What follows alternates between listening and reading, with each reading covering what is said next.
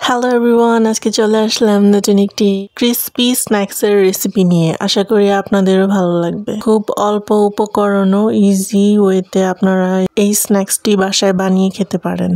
প্রথমেই আমরা একটি রুটি বেলে তার মধ্যে স্টিলের গ্লাস দিয়ে ছোট রুটি কেটে নিলাম। তারপর আমরা সকালের লেফট ওভার আলু ডিম ভাজি গোল রুটির দুই মাথা চেপে চেপে লাগিয়ে নিলাম। সৌন্দর্যের জন্য আমরা ফিঙ্গার দিয়ে ওয়েভি ডিজাইন করে নিলাম চারপাশে।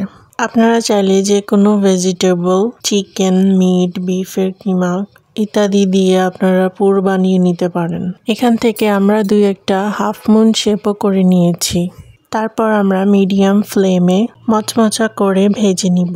লালচে হয়ে আসলে আমাদের ভাজা শেষ হয়ে গেছে। এখন আমরা একটি পাত্রে তুলে পরিবেশন করে নিব।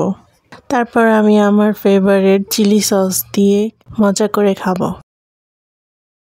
ভিডিওটি ভালো লাগলে please like, comment, share with your friends and family and don't forget to subscribe our channel Sunnyroad Vlogs and hit the bell icon. Please follow our Facebook page Sunnyroad Vlogs. সবাই ভালো থাকবেন।